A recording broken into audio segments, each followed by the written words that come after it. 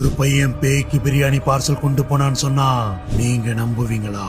இது நம்மளுடைய சப்ஸ்கிரைபர் ஒருத்தருக்கு நடந்த உண்மையான சம்பவம். லோகேஷ் அப்படிங்கிற பையன் ஃபுட் டெலிவரி பண்ற வேலை பார்க்கறான். அன்னைக்கு இரவு சரியா 2 மணிக்கு அவனுக்கு ஒரு ஆர்டர் வருது.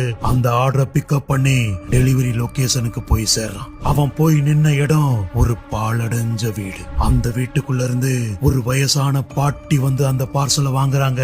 அப்படி வாங்கும்போது அவங்களோட கை அவன் மேல படுது. அந்த கை பட்டதுமே ஒரு ஐஸ் எடுத்து கையில வச்சா எந்த அளவுக்கு சில்லுன்னு இருக்குமோ அந்த அளவுக்கு சில்லுன்னு இருக்கு அந்த பாட்டியோட கை. அதை பார்த்ததுமே அவன் பயந்து போய் அங்கிருந்து வேகமா கிளம்பி வரான். அடுத்த நாள் உண்மை என்னன்னு விசாரிக்கும் போதுதான் அவன் பயத்துல நடுநடுங்கி போறான். ஏன்னா அந்த வீடு 10 வருஷமா பூட்டியே இருக்கிறதாகவும் அதுல வாழ்ந்த பாட்டியும் அப்பவே இறந்துட்டதாகவும் அக்கம் பக்கத்து வீட்டுக்காரங்க சொல்றாங்க. அப்படின்னா அந்த பார்சலை வாங்கினது யாரு? உங்களுக்கு பதில் தெரிஞ்சா கமெண்ட்ல சொல்லுங்க.